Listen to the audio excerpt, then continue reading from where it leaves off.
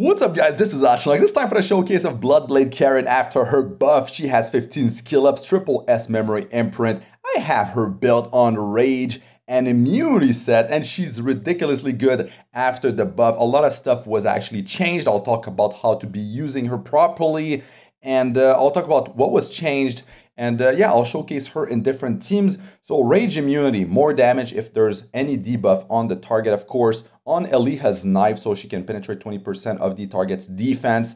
If they lost, just 1 health, just a bit of health, whatever the amount, it will be triggered. And I have her, I don't have much speed, guys. Like, that's the thing. I was going to put her on speed initially, but I'm like, she's got immortality, right? Like, what is the point of having her go faster? She needs to be slower, so more chance for her to take some damage. Her health is going to be lower, and she's going to in turn deal more damage. So at 1 health, she has 75% more attack, more defense, more speed. It is very strong. Every 25% of her health missing is 25% more of those stats from her passive.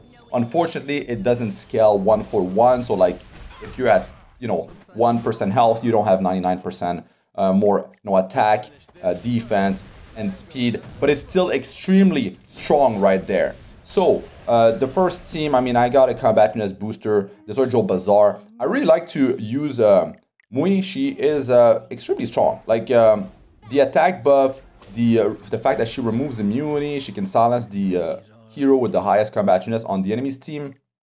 It's great. And then the skill number 2 is a great follow-up because you can have stun, and you got even bleeds, I believe, protecting the stun if there's like a cleanser that tries to take that stun off. So Blood Blade Karin, why is she so good now, right? Well, the first thing is that immortality is on her passive straight off the bat at the start of the battle. So you have her slow, and you can have her on a counter set immunity. That's definitely gonna be like a strong one. I don't have a counter set available with the stats that I want, so I decided to go on rage because my playstyle is more offense based, right? This is my first account, speed account, cleave account, which is like a terrible thing, right? Cleaving is such it's in a really bad place.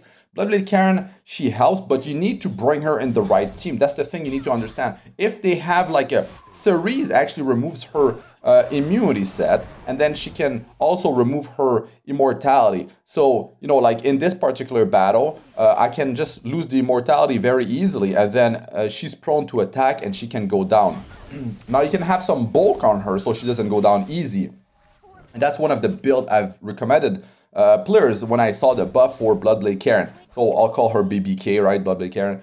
And counter immunity would definitely be a super strong one. You can have her on counter penetration set as well. And then you can have Moonlight Dreamblade on her. So that means like if they attack you and they try to strip that immortality off of her and immunity, well, they could just, fail because they missed their attack.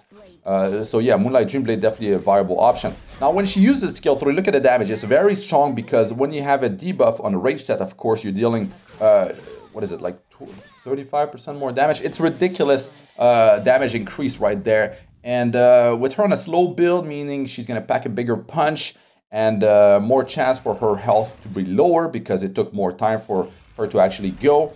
And even like if she's built on a slow build and she takes damage early on, she's gonna get that multiplier of speed, attack, and defense, 75% more at, if she's at 25% health or less.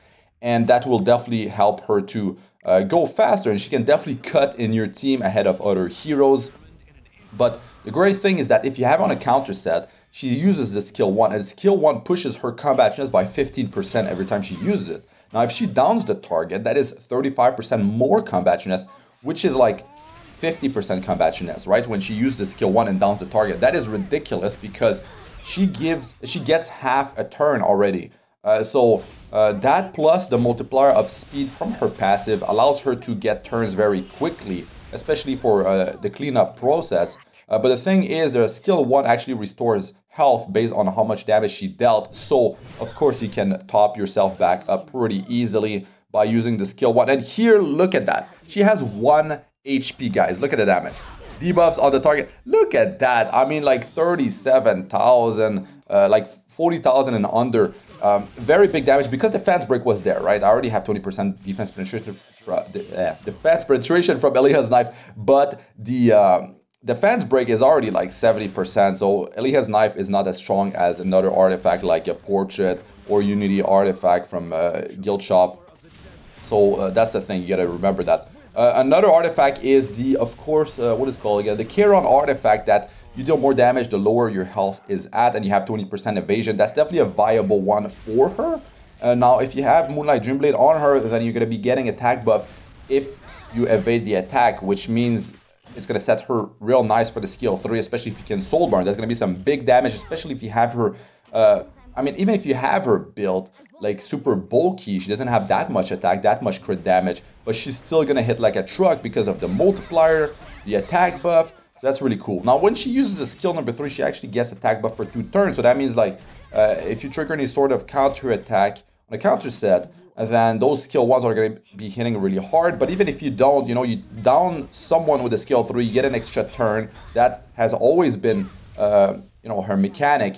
But then like the skill 1 hits so hard because you have the attack buff. So it's much easier for her to top her health back up after the buff. The fact she doesn't trigger any counter attack from the skill number 3 means that, well, you know, if they land a bunch of debuffs on you or something like that, that would be bad, you know. So not triggering a counter is a big deal for sure.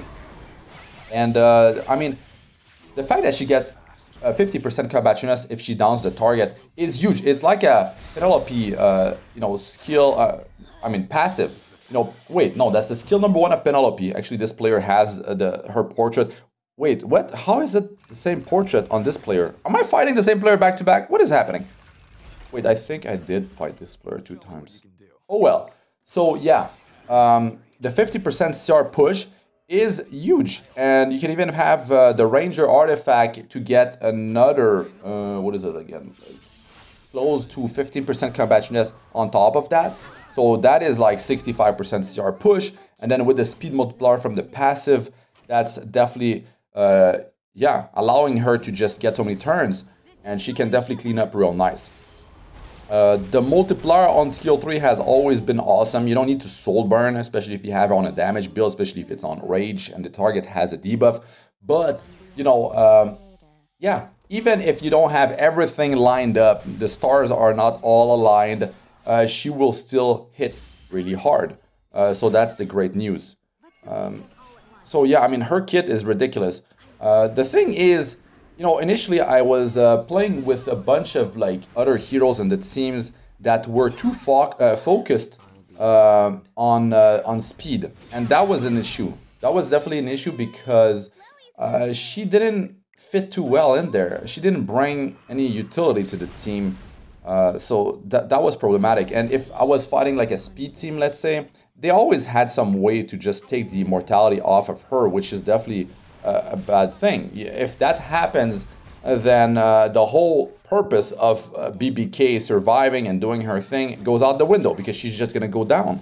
Unless you can bring her back with you know, a reviving hero like I just did here with Maid Chloe, then yeah, there's no point to actually bring her, because if you're going in a speed cleave against a speed player, you need to contest like their speed. You need to have like a speed imprint or more, and she's just gonna be yeah, she's not gonna be good unless you have her on a speed build. That's the thing. The way I have her built, she's too slow to fit into a speed cleave, a speed burst team, because she cannot go back to back unless I bring like 2 combat as booster. Let's say I bring like a Desert Joe Bazaar plus Rose, then yeah, she could go, right? But there's too many ways to, you know, contest like, you know, non-attack skill.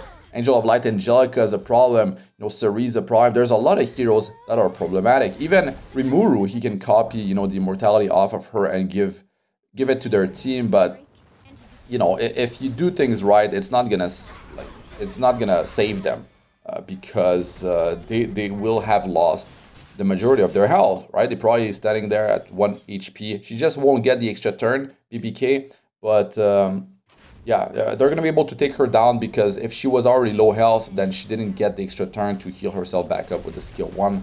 The way I was doing the picking phase is that I picked her at the end. Of course, you don't want to show what you're going with. You know, you don't want to pick a Blood Blade Karin too early on. They're going to know what's up. And they don't know if she's on rage set, right? So I definitely want to bring a hero that is able to cripple the enemy, try to land some debuffs. Well, you just need one, but like in this case, I brought Briarwitch's area. And that definitely helps to activate the rage set, right? So now I'm able to take one down, and let's take out Ruel because, you know, she can revive. That would be really bad. And I can deal with the damage from Seaside Bellona. You can see that Blood Blade Karin was able to heal herself back up. And I do have some bulk on her, so I'm able to be fairly comfortable doing things like that. And you can see that she is going quick, man. Like, she already got her turn, and you can notice that when she used the skill 3, and she will quickly get her, you know, turn back. You know, skill 3 into the skill 1, down someone, 50% CR push. Her health is not topped off. The speed multi is activated from the passive. So yeah, it's important to have the right team behind her. Now, when I did bring Ran with her, the good and bad about this hero is that he doesn't push combativeness, right? That's an issue. But he provides, you know, team-wide immunity for 2 turns. So that definitely can save you if you're facing a hero like a Cerise. Any hero that can, you know, reduce buff duration by 1 turn. You definitely don't want to lose the immunity because that is what will keep that immortality. You know, if they remove that, they could just cripple her. No immunity, stun. I mean, even attack break could definitely mess up your combo, right? Crit. What is it like? Decrease hit chance. That's definitely a bad one as well. So yeah, you definitely want to keep the immunity. You want to keep that immortality as long as possible. And there's definitely a lot of combos to pair her with. I like to definitely bring an attack buffer that seals the deal and a hero that can land, you know, a debuff. That's for my case, but if you had on a counter set, you could definitely have like some sustain in the team. I think since she brings her health back up pretty well with the skill 1, you can just have multiple layers of protection, like defense buff, Aureus.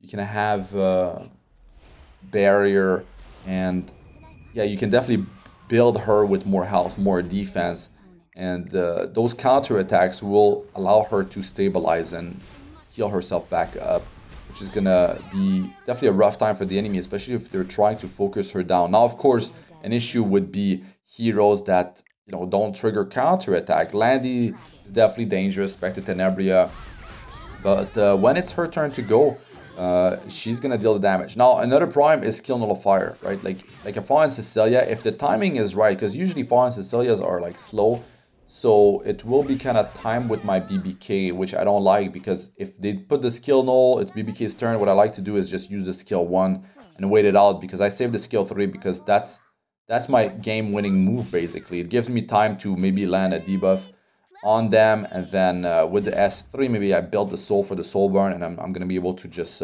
destroy them.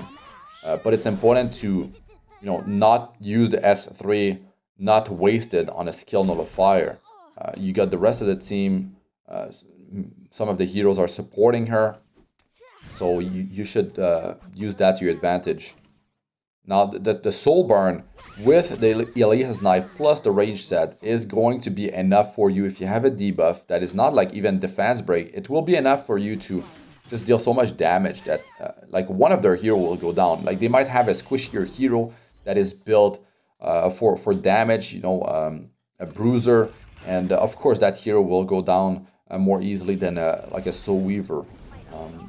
Another thing is that if they have a knight with, you know, a maxed out Aureus, that knight will take so much damage, it's probably going to go down from the whole damage that the whole enemy team takes. So that's another good one. Make Chloe an attack buffer that provides the revive. Great, you know, combo with her, of course. I do like to bring Fallen Cecilia. It's like I'm trying to build some bulk in my team because I feel like she fits better in a slower play style. Like I said, you could make her work in a speed team, speed cleave, but then if you're going back to back with your heroes, what's the point? Like you probably can bring a better hero than BBK unless they don't have enough burst to take her down. Sometimes the enemy is running a team that just doesn't have enough burst. They have the sustains, they can heal it themselves, they have the layers of protection, but you know they don't have enough raw damage to burst down one hero unless the frenzy, they are relying on the frenzy building up so they can get that extra damage to allow them to do, to pop one of your hero, one after the next. But if you build her on with bulk, counter attack, immunity or even penetration set, because the skill 1 is such a devastating skill, especially when you got the attack buff. You can see, like, she's definitely working out great, even getting her getting called into a dual attack. Versus a tankier hero, of course, like that hero has 17,000 health with defense buff. You can see that, of course, the damage is lacking. Now she has attack break, so not going to be the greatest of damage. But Eliha's knife definitely helps versus the tankier teams, which might be most of the team you're going to be fighting, and where she shines, especially since they cannot take her down so easy. Build more bulk on her. Don't burst her down. She's got the sustain on skill 1. And you could even have Shimaja's staff on a Soul Weaver, which will, allow her to bring her health back up. So there's definitely a lot of different viable combo. But yeah, I had some success with debuffing heroes like Briar with Chisaria. I didn't have Cerise built anymore. Ran is great, of course. That immunity definitely allows you to, counters hero that have a -1 turn buff duration. That's definitely a big problem. So you gotta be careful. You gotta ban a hero that can strip you. Sometimes they're gonna double up on that. So that's important that you pick BBK near the end so they don't see your plan coming, right? You definitely want to have her scary, and they've been banning her because she is dangerous. Anyways, let us know what you guys think about BBK after the buff in the comment section. But that's going to be it for this one. I'm Astranox. Good luck with all y'all do. Peace out for now.